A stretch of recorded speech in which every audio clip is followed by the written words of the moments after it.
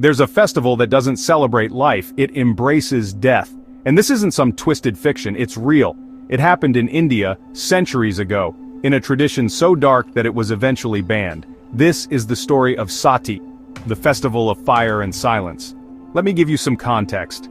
In ancient Hindu traditions, there was a belief a woman's loyalty to her husband should go beyond life itself. So when a man died, his widow was expected to prove her devotion, not with tears or mourning, but by literally throwing herself onto his funeral pyre, alive, burning, willingly. This act was called sati, and for centuries it was seen not as a tragedy, but an honor, a spiritual sacrifice.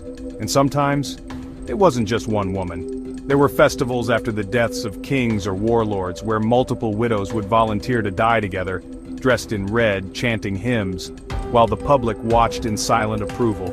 But here's the catch. Was it really voluntary? Many of these women were young, some had never even known love.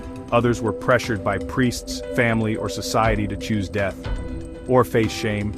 They were told that jumping into the fire would cleanse their soul, that they'd reincarnate in a higher form, that resisting would curse their husband's afterlife. So what looked like a ritual was actually a quiet execution. The British colonial government finally banned sati in 1829 after years of public outcry and reform from Indian activists like Raja Ram Mohan Roy. But even after the ban, it didn't stop completely. Some villages kept the tradition alive in secret. The last publicly known case of sati happened in 1987, not ancient times. A young woman named Roop Kanwar was burned alive after her husband's death, and many claimed it was done against her will.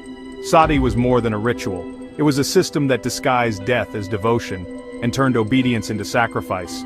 Today it stands as a chilling reminder of how powerful beliefs can be when culture, religion, and silence combine. So the next time you hear about a festival of death, remember, not every celebration is joyful, and not every tradition deserves to survive. If you found this story shocking, share it. Let others know that history isn't just about what happened, it's about what we choose to never repeat.